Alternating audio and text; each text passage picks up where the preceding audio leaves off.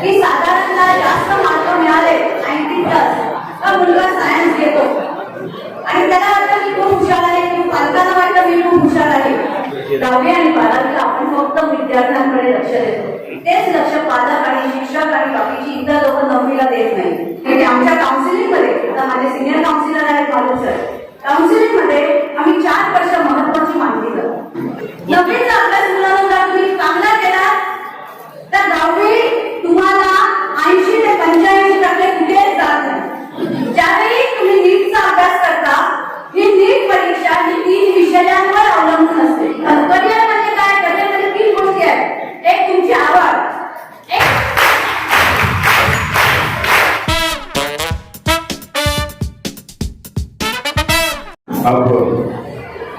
अब जिगर नाम के मेरी बारी मैडम का अगर मैं बायोडाटा पढ़ूं, आप यकीन करो 3 पेज का बायोडाटा मैडम का मेरे साथ में, वो टाइम वेस्ट मुझे लगता है मैडम को उसके बारे में बात नहीं करना. मैडम को सुनो और आप खुद ही डिसाइड कर लो कि मैडम क्या है. मैडम जब बात करने लगती है तो अटेंटिव रहना है. आपने बहुत कुछ सीखना है. मैडम तो मेरे ख्याल से तकरीबन 1400 लेक्चर मैडम ने पूरे महाराष्ट्र में दी है. नांदेड़ से लेकर औरंगाबाद और टोटल में हमने बहुत कुछ लेक्चर दिए. मैडम को मैंने सुना हो और इसके लिए मैडम को खासकर तुमच्यासाठी घेऊन आलं मॅडमना. आणि madam please come up on the stage and the stage is yours now. और जोरदार तालियों से मैडम का स्वागत करते हैं हम लोग. मैडम जब बात करें तो हर एक अपनी नोटबुक खुली रखो, अपना दिमाग खुला रखो ताकि मैडम से भरपूर फायदा लेकर हम यहाँ से आप सबके लिए मैडम पेश है. Madam please go ahead.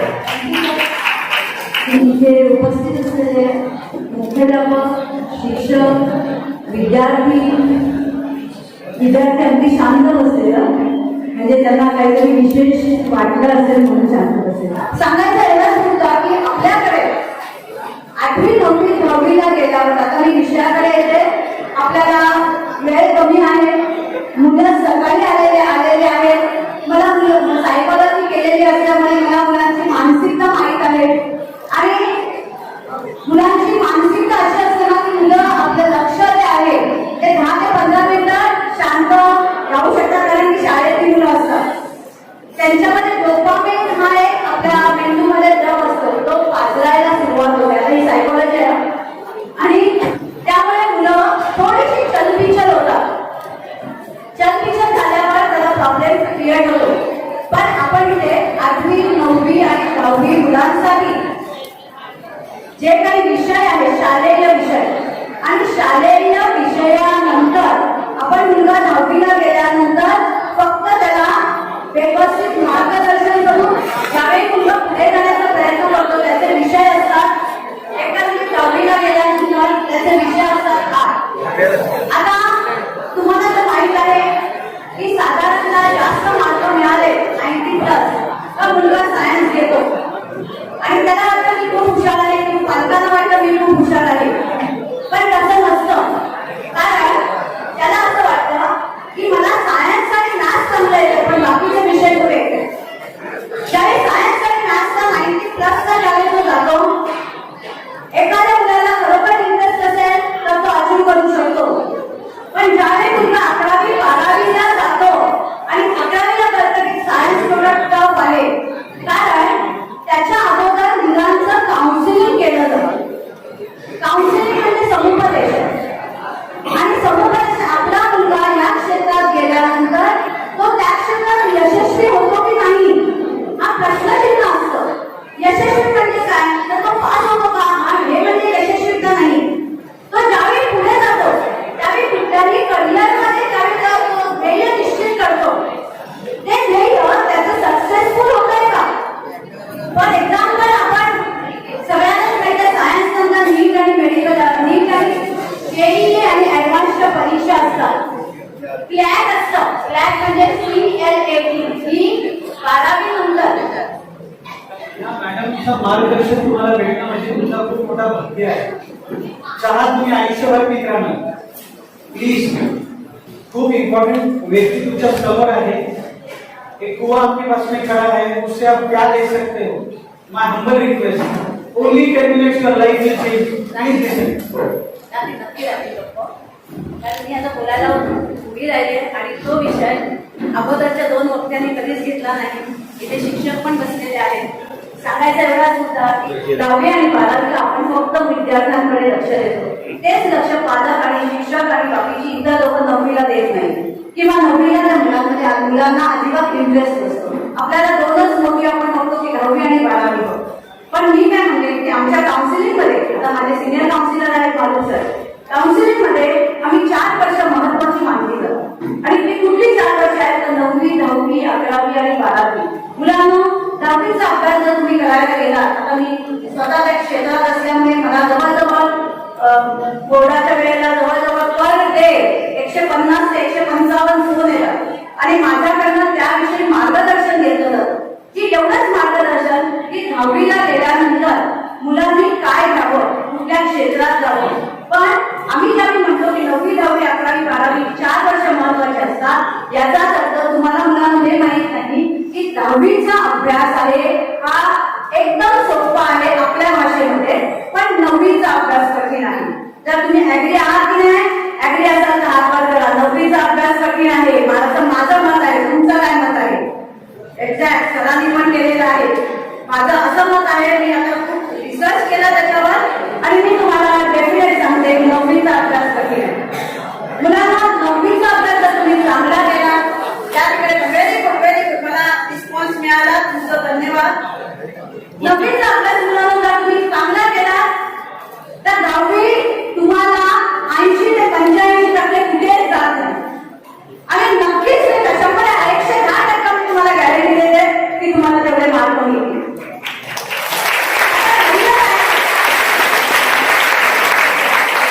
हे 10वी झालं. 10वी नंतर तुम्हाला सगळ्यांना माहित आहे की 10वीचे विषय जे आहेत या विषयावर सगळेच विषय सारखे आहेत. सारखे म्हणजे 10वी पर्यंत सगळेच विषय सगळ्यांना सारखे असतात. पण ज्यावेळी तो मुलगा किंवा मुलगी सायन्स, तुम्हाला 10वी नंतर सायन्स, कॉमर्स आणि आर्ट्स असे विषय, असे साईड आहेत, असे फील्ड आहेत. ज्यावेळी तुम्ही 90+ मगाशी मी म्हटल्याप्रमाणे तो मुलगा, त्याचे पॅरेंट्स सांगतात की सायन्सला घे आणि तो मुलगा सायन्सला घेतो. पण त्या मुलाला हे माहिती नसतं की सायन्स म्हणजे नेमकं काय आहे. आपण कधीच त्याला सांगितलं नसतं सायन्स म्हणजे काय आहे. सांगायचं एवढाच तिथे हेतू आहे की ज्यावेळी तुम्ही सायन्सला ऍडमिशन घेता त्यावेळी सायन्स मध्ये किती विषय आहेत बाबा, सायन्स मध्ये ऑप्शन काय आहे नाही मुलांना माहिती. तुम्हाला इंग्लिश, मी आता थोडंसं इथे सायन्स म्हणजे आता जे 10वीला आहे त्यांना खूप फायदा होईल. इंग्लिश ही तिन्ही साईडला कंपल्सरी लँग्वेज आहे. त्यानंतर दुसरा जो विषय आहे तो सेकंड लँग्वेज.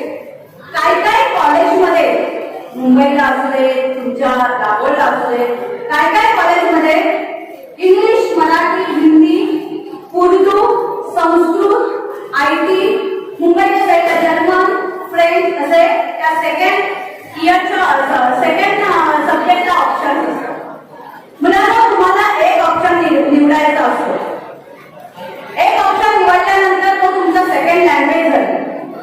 त्यानंतर PCMB हे सगळ्यांना माहिती आहे, इथे बसलेल्या शिक्षकांना पण माहिती आहे. मग P म्हणजे काय तर physics, chemistry, maths, bio.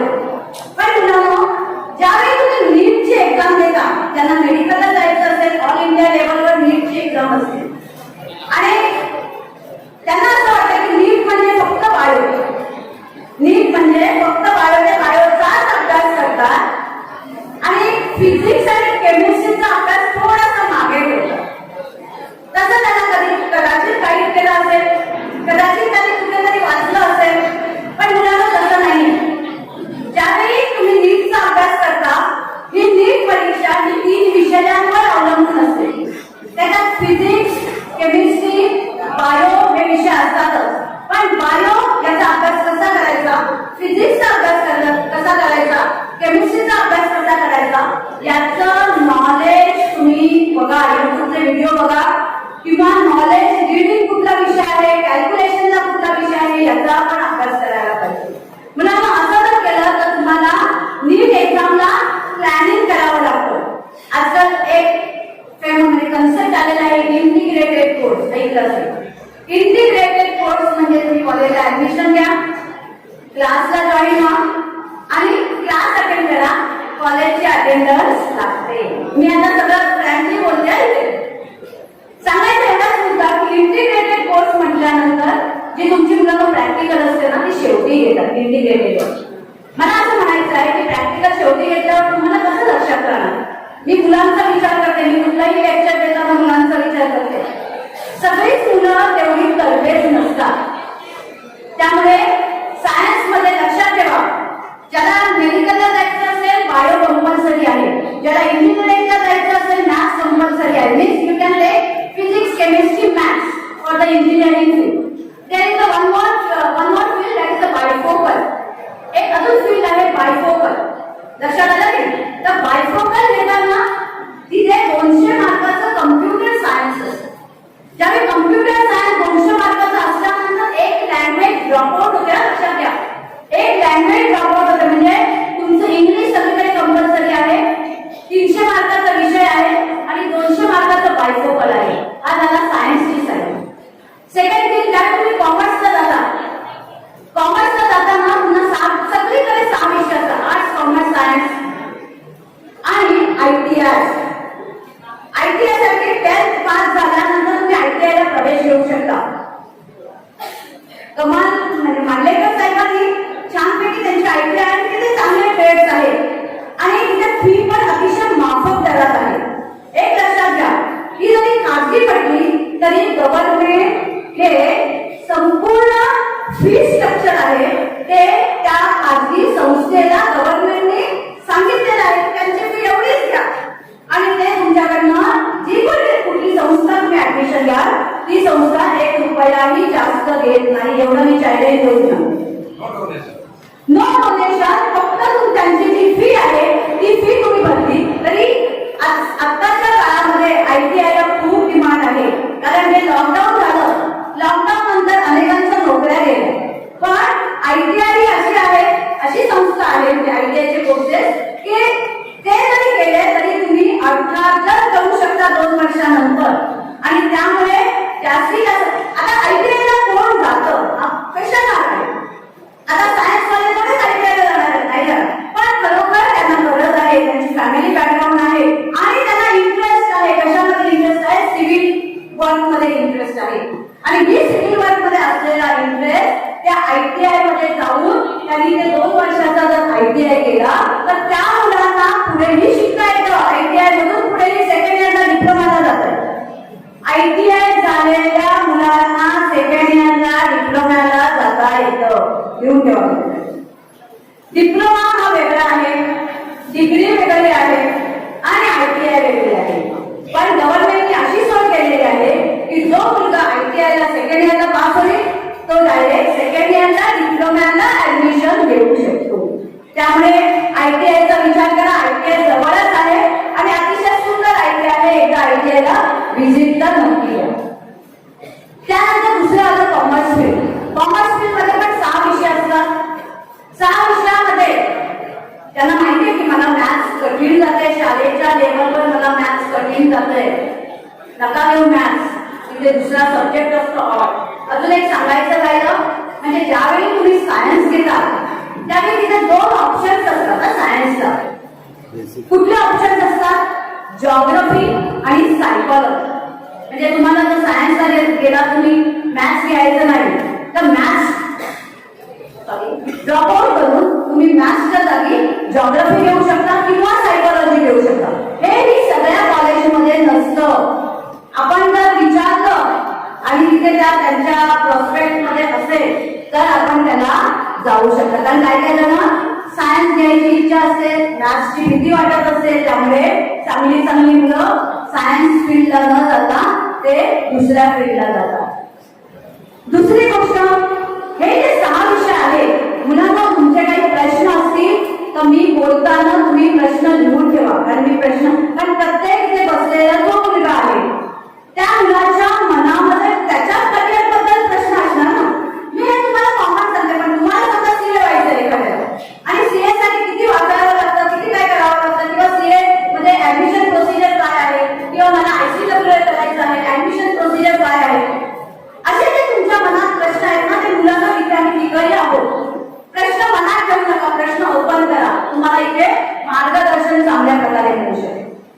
Commerce field मध्ये सुद्धा 7 विषय असतात, पण कॉमर्स मधनं तुम्हाला एकच माहिती आहे की सीए किंवा सीएस होऊ शकतो.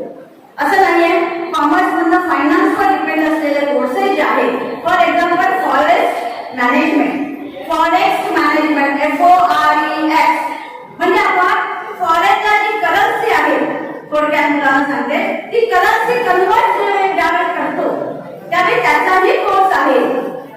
आणि हे तुम्हाला कदाचित माहित नसेल. मॅनेजमेंटचे कोर्स आहे, एखादा खूप हुशार मुलगा आहे, IIM थ्रू ऍडमिशन घ्या, म्हणजे इंडियन इन्स्टिट्यूट ऑफ मॅनेजमेंट, त्याची एंट्रन्स एक्झाम असते, त्याचा अभ्यास कसा करायचा असतो, त्याचं संपूर्ण प्रोसिजर, ऍडमिशन प्रोसिजर कशी असते. खरोखरच एखादी हुशार विद्यार्थी, आणि मी एवढ्या वर्षाचा माझा अनुभव सांगते की कोकणाचा ज्यावेळी रिझल्ट लागतो ना, आम्ही बोर्डात असतो, पण कोकणाचा रिझल्ट लागल्यानंतर कोकणातल्या मुलींनी नेहमीच बाजी मारलेली आहे.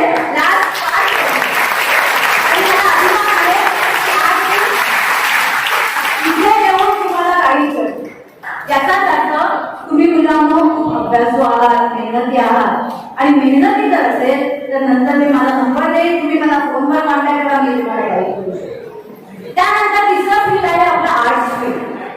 आर्ट्स म्हटल्यानंतर बघा, सायन्स म्हटलं ना 90% मिळाला, खूप छान ना, आई वडील पण बाबा माझा मुलगा सायन्सचा आहे. कॉमर्स म्हटलं का ठीक आहे, कॉमर्स आर्ट्सला गेला ना, ते बेकार आर्ट्सला जायचं नाही, अशी आपली मेंटॅलिटी झालेली आहे. पण एक लक्षात घ्या, आर्ट्सचा जेवढा रिझल्ट 12वीला कमी लागतो, लक्षात घ्या, आर्ट्सचा 12वीला रिझल्ट कमी लागतो, सगळ्यात जास्त रिझल्ट सायन्सचा लागतो 12वी. 95, 94, 93 काही असेल. त्यानंतर येतं कॉमर्स फील्ड, 80, 88 असा पहिला येतो. आपण म्हणतो ना, फर्स्ट जो कोण आलेला आहे त्याला तेवढे मार्क दिला. आर्ट्सवाला कितीला येतो माहितीये का? आर्ट्सवाला 80 ते 82ला येतो पहिला. जसं सायन्सवाला 94 प्लस होतो, तसं आर्ट्सवाला 80 ते 82ला येतो. मग प्रश्न पडतो की अरे, सगळे तर म्हणतात की आर्ट्स फालतू, आपण म्हणूया हा शब्द वापरू, कारण तिथे पण जात नाही. कारण का जात नाही तर त्यांना असं वाटतं आर्ट्स मधून काहीच कोर्सेस नाही. मुलांना शिक्षक ठेवतात ना, शिक्षक तमाम शिक्षक बसलेले आहेत. शिक्षक हे आर्ट्सवाले असतात आणि सायन्सवाले असतात. कॉमर्सवाला शिक्षक तुम्हाला क्वचित मिळेल, क्वचित. त्याच्यामध्ये पण पर्सेंटेज असतात, 50, 30, 20. 50% आर्ट्सवाल्यांना असतं. मी जर चुकत असेल तर तुम्ही समोर चांगले तज्ञ बसलेले आहेत, प्रिन्सिपल आहेत, होऊ शकता. 50% हे आर्ट्सवाल्यांना त्यांची सीट असते, म्हणजे BA किंवा BEd तुम्ही करायला गेला तर 50% आर्ट्सवाल्यांना असतात. 30% जे असतात ते सायन्सवाल्यांना असतात, आणि 20% असतात ते कॉमर्सवाल्यांना असतात. क्वचित तो माणूस बीकॉम असेल, पण बीकॉम नंतर BEd क्वचित करू शकतो, पण M.Com BEd तो करू शकतो, कारण M.Com BEd हे 11वी 12वीला कॉमर्स फील्ड मध्ये चालू शकतो.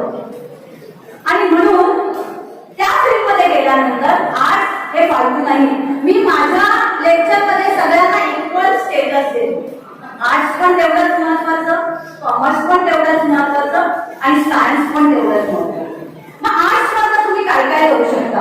आर्ट्सला पण 6 विषय असतात. टोटल जर बघायला गेलं तर बॉम्बे युनिव्हर्सिटीमध्ये आर्ट्सचे विषय जे आहे ते 205 आहे.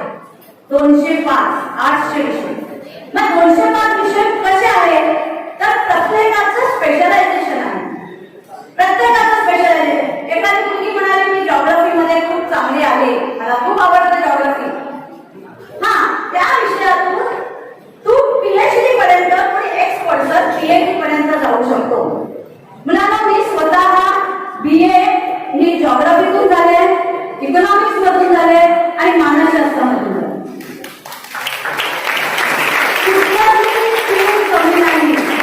लास्ट 20 इयर्स पुढच्या वर्षी मी रिटायर होईल, पण एकही वर्ष असं गेलं नाही की मी दरवर्षी एक डिग्री घेतो. दरवर्षी माझी एक डिग्री असते. का तर मला त्या शिक्षणाची आवड उत्पन्न झाली. मुलांना मला इंटरेस्ट उत्पन्न झाला आणि मी ते करते. मग इंटरेस्ट कसा उत्पन्न होतो, त्यासाठी काय करायला पाहिजे, तुमच्याकडे काय आहे, त्यासाठी मुलांना ऍप्टिट्यूड टेस्टिंग. ऍप्टिट्यूड टेस्टिंग म्हणजे मानसशास्त्रीय कसोट्या. आणि मुलांना मानसशास्त्रीय कसोट्याद्वारे तुम्ही तुमच्या विषयामध्ये तुम्हाला अभ्यासामध्ये म्हणा, तुमच्या करिअरमध्ये म्हणा, तुम्ही कुठपर्यंत जाऊ शकता, तुमचं ध्येय साध्य करू शकता की नाही, हे आपल्याला त्या ऍप्टिट्यूड टेस्टिंग मधनं आपोआप कळतं. म्हणजे ज्यावेळी आम्ही ऍप्टिट्यूड टेस्टिंग घेतो त्या ऍप्टिट्यूड टेस्टिंग मध्ये तुमचा आयक्यू मोजला जातो. एक आयक्यू कोणाचाही नसतो, लक्षात घ्या. पण ज्यावेळी आयक्यू मोजतो हा आयक्यू कधी बदलत नाही. आज 10वीला तुमचं आयक्यू टेस्ट केलं तर तुमची ग्रॅज्युएशनला पण तुमची लेवल 3 असणार आहे. पण त्याच्यामध्ये वेगवेगळे विषय असणार आहेत. वेगवेगळ्या विषयातून तुम्ही ग्रॅज्युएट होणार आहात. मग त्या विषयामध्ये ग्रॅज्युएट होण्याची कपॅसिटी तुमच्याकडे आहे का? तुमच्याकडे अभ्यास करण्याची कपॅसिटी आहे का? तुम्ही मास्टर होऊ शकता का? आम्ही आधी सांगतो तुम्हाला. ऍप्टिट्यूड टेस्टिंग एवढं पॉवरफुल असतं की ते ऍप्टिट्यूड टेस्टिंग तुमचा इंटरेस्ट क्रिएट करतं. एखादा आवड, लक्षात घ्या मुलांनो, करिअर म्हणजे काय? करिअर म्हणजे 3 गोष्टी आहेत. एक तुमची आवड, एक तुमची केपेबिलिटी, क्षमता, आणि एक तुम्हाला मिळालेली संधी, दॅट इज अपॉर्च्युनिटी. मग करिअर बोलल्यानंतर क्षमता, संधी आणि अपॉर्च्युनिटी जर तिन्ही एकत्र आले तर तुमचं करिअर होण्यास चांगलीच मदत होते. आणि जर तुमचं करिअर चांगलं झालं तर तुम्हाला कशात इंटरेस्ट असतो? अजून शिकण्यामध्ये इंटरेस्ट असतो. मुलांना तुम्ही पास झाला एकदा तुम्हाला वाटेल की नाही मला त्या कॉलेजला ऍडमिशन पाहिजे. कॉलेजमधला 11वी झाला, 12वी झाला तर असं वाटतं नाही मला कॉलेजला म्हणजे मला ग्रॅज्युएशन करायचं आहे किंवा मला अजून काहीतरी कोर्सेस नवीन असतील तर अजून करायचे आहे. ना आता इथे आर्ट्स, कॉमर्स आणि सायन्स मध्ये काय फरक आहे? कशावर अवलंबून आहे? आर्ट्सचा संबंध हा मुलांना भाषेशी येतो. तुमची एखादी लँग्वेज चांगली असेल, जिथे जिथे अँकरिंग करताय त्या लोकांची लँग्वेज चांगली असते. आमचे कमाल काय करलेले आहे समोर लँग्वेजवर कमाल आहे. का कमाल आहे? कारण त्यांना वाचनाची सवय आहे. सतत आपण वाचलं ना तर आपल्यामध्ये लँग्वेजचं जे आम्ही म्हणतो ना ऍप्टिट्यूड निर्माण होते. त्याला आम्ही वर्बल आणि नॉन वर्बल रिझनिंग असं म्हणतो. आणि त्यामुळे ती आपल्याला आधीच कळते की आता खूप जण आहेत तिथे आपण फक्त पुस्तकात असलेलं पुस्तकच वाचतो. तुम्ही आवाज वाचन करता का? नाही करत. काय काय करत असतील असं नाही म्हणत. पण आवाज वाचन केल्यावर काय होतं? आपली वर्ड फ्लुएन्सी वाढते. आपल्याला कुठे थांबायचं, कुठे स्टार्ट करायचं, सेंटेन्स कसा फॉर्म करायचा, वाचल्यानंतर आपल्याकडे शब्दभंडार जास्त येतो आणि आपण एखादं आपलं इमोशनल फिलिंग आहे ते आपण कागदावर छानपैकी उतरवू शकतो.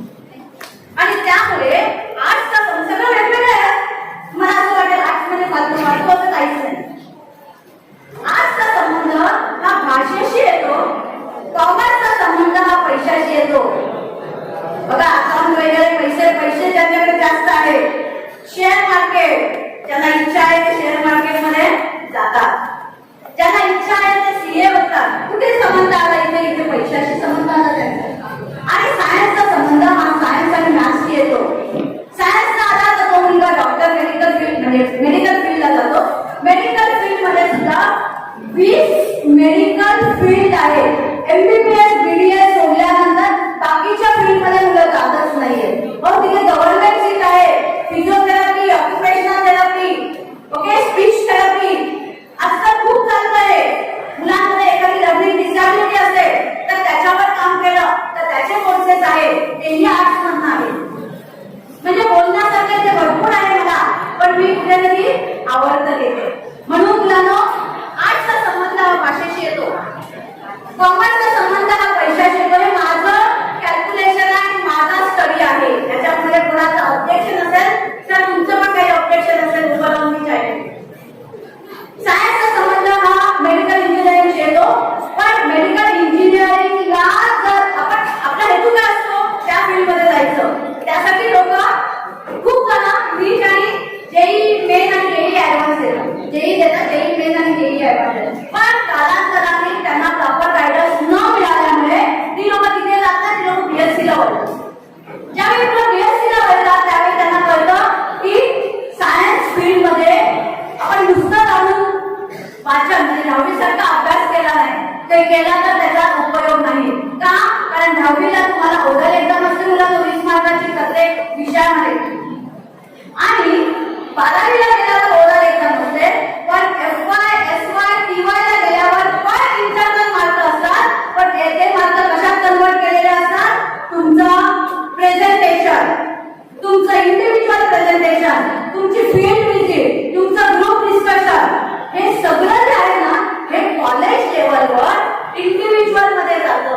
जे 20 मार्क 10वी-12वीला मिळवतो ते 20 मार्क आपल्याला इंटरनलला आहेत, पण बाकीचे जे मार्क असतात कॉलेजच्या लेवलवर FY वर ते मार्क आपण तिथे मिळवतो, म्हणजे तिथेही इंटरनल मार्क असतं. दुसरी गोष्ट असाइनमेंट असतात आणि अशा प्रकारे इंटरनल हे कॉलेज लेवलवर पण असतं आणि स्कूल लेवलवर पण. मग आपल्याला कुठले कुठले कोर्सेस आहेत? पहिली गोष्ट म्हणजे करिअर हे मॅजिक फ्रेमवर्क आहे. मग मॅजिक फ्रेमवर्क आपण कशाला म्हणतो? तर पहिली गोष्ट तुमचा इंटरेस्ट, काय महत्वाचा इंटरेस्ट, आवड. तुमची आवड कशाला? एखादी मुलगी बोलेल मला की मला मराठी आवडतं, मराठीमधनं मी काय करिअर करू शकतो? भरपूर करिअर निवेदक होऊ शकतो मराठीमधनं, तुम्ही स्वतःचे विचार मांडू शकता, पोएट्री लिहू शकता, रायटर होऊ शकता मराठीतनं. कधी ज्यावेळी तुम्हाला ते मराठी फ्लुएंट येईल त्यावेळी, आवड असेल त्यावेळी. लक्षात आलं की नाही मुलांना? म्हणजे इंटरेस्ट, कॅपेबिलिटी आणि अपॉर्च्युनिटी जर तुम्हाला मिळाली तर तुम्ही तुमचं करिअर व्यवस्थित करू शकता. म्हणून 10वीला आपल्याला काय विषय आवडतात त्याच्यावर फोकस करा आणि त्याप्रमाणे तुम्ही आर्ट्स, कॉमर्स, सायन्स प्रमाणे ऍडमिशन घ्या. विषय पहिला विषय महत्वाचा, इंटरेस्ट महत्वाचा. कधी कधी असं असतं की माझी मैत्रीण कॉमर्सला जाते म्हणून मी पण कॉमर्सला जाते, खरं ती मुलगी आर्ट्सची असते. हे कधी कळतं आम्हाला ऍप्टिट्यूड घेतल्यानंतर कळतं. त्यामुळे ऍप्टिट्यूड फार महत्वाचे आहे.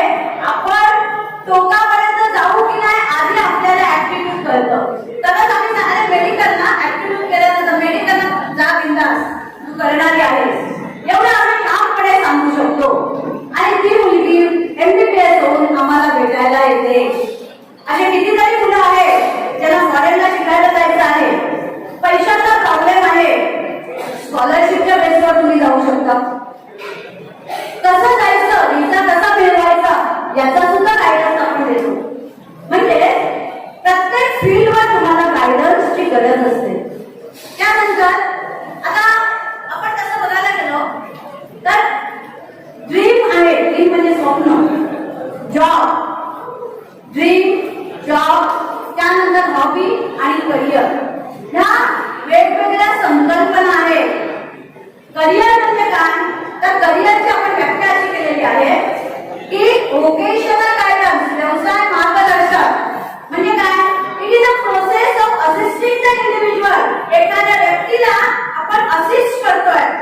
कशासाठी असिस्ट करतोय? To choose their occupation. तुम्ही तुमचा व्यवसाय निवडा, त्या व्यवसाय निवडल्यावर प्रिपेअर फॉर इट, प्रिपेअर करा स्वतःला, माइंडली प्रिपेअर करा, हेच मला करायचंय. Prepare for it and then enter in it. त्यानंतर तुम्ही एंट्री करा तिथे, म्हणजे तुम्हाला त्या गोष्टी कळल्या. मला आवडणारं जे क्षेत्र आहे मी निवडलं, त्या क्षेत्रावर मी काम केलं, काम केल्यानंतर मी त्याच्यात प्रिपेअर झाले. मी आता व्यवस्थित कुठली पण एक्झाम असेल मी देऊ शकते, प्रिपेअर झाले आणि मग मी ऍज अ करिअर म्हणून मी ते निवडते. अशा प्रकारे जर तुम्ही स्वतःला ऍप्टिट्यूड टेस्टिंग करून घेतलं, अर्थात त्याची कॉस्ट भरपूर आहे, लक्षात आलं की नाही? पण मांडलेकर साहेब जर म्हणजे अरेंज केलं तर आपण करू शकतो आणि आम्ही फ्री ऑफ कॉस्ट देऊ शकतो मांडलेकर साहेब त्या ठिकाणी. कारण आम्हाला मुलं चांगला बनवायचा, त्यांचा करिअर त्यांना व्यवस्थित प्रिपेअर करून द्यायचं आणि मग हे मेहनत, हे बघा आम्ही बोलतो म्हणजे मेहनत कोण करणारी आहे ती मुलं करणारी आहे. आम्ही फक्त त्यांना गाईड करतो. ज्यावेळी आम्ही गाईड करतो आणि एखादा प्रॉपर गायडन्स मुलांना मिळाला तर नक्कीच जातात. काय काय वेळेला असं होतं 10वी-12वी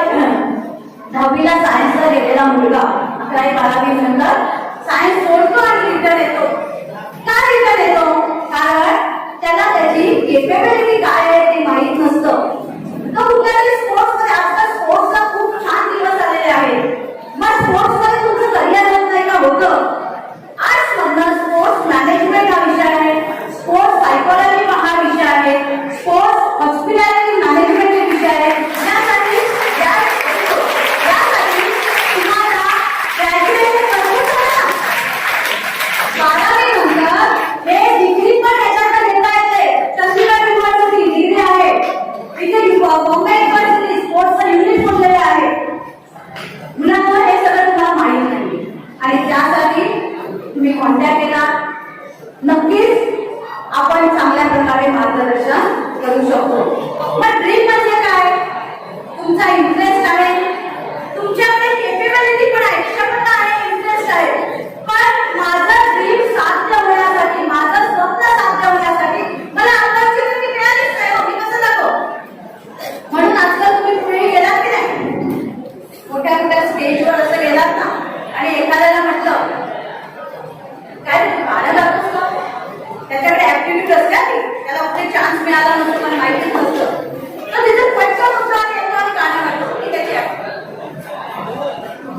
संगीताची ऍक्टिव्हिटी ही कधी जायची, कारण तो चान्स बघत असतो, त्याला ऑपॉर्च्युनिटी मिळाली नसते, त्याला आवड असते, त्याला इंटरेस्ट असतो, पण ऑपॉर्च्युनिटी त्याला मिळाली नसते आणि ते त्याचं ड्रीम साध्य होऊ शकत नाही. हॉबी म्हणजे आपण एखादी हॉबी स्टॅम्प कलेक्शनची हॉबी आहे किंवा तुम्हाला स्पोर्ट्सची हॉबी आहे, जिमची हॉबी आहे. आता जिम म्हटल्यानंतर ते हेल्थ इश्यू येतो, म्हणजे हेल्थ चांगल्या करण्यासाठी आपण करतो जिम. त्यामुळे इंटरेस्ट आणि केपेबिलिटी आहे, इथे अपॉर्च्युनिटी नाही. त्यानंतर जॉब म्हणजे काय? तर जॉब म्हणजे आपण ना, तुम्ही ऐकलं असाल की इंजिनियर माणूस हा बँकेत नोकरी करतो. ऍग्री आहात? कोण ऍग्री आहे? एखादा डिग्री घेतला इंजिनियर, छान क्लास 1 इंजिनियर आहे, पण मी बघितलं की तो बँकेत सर्व्हिस करतो. कोणी हात वर करायला? माझ्या मताला सन्मान आहे.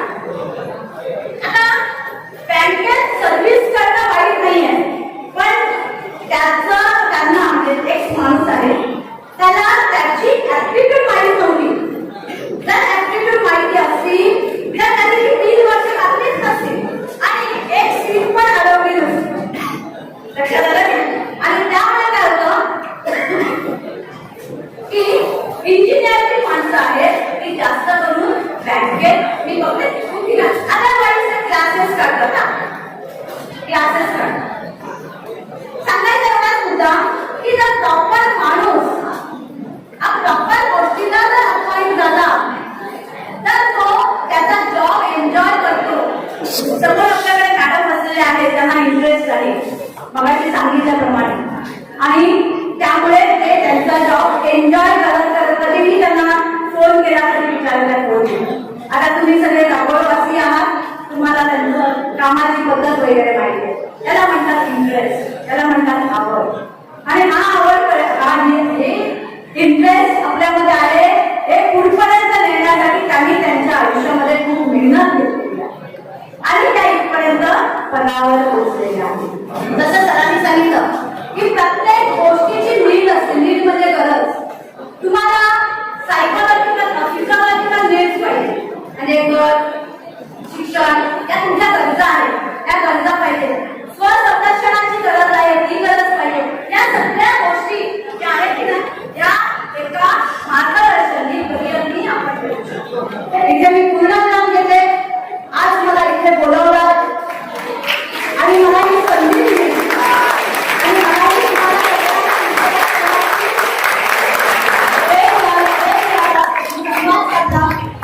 तमाम विद्यार्थ्यांचे मी आभार मानते.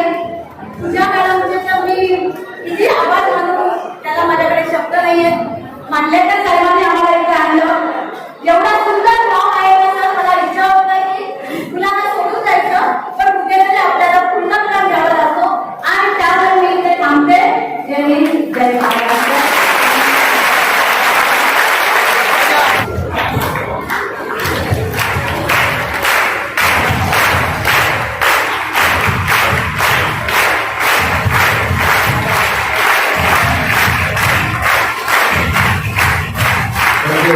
Thank you very much.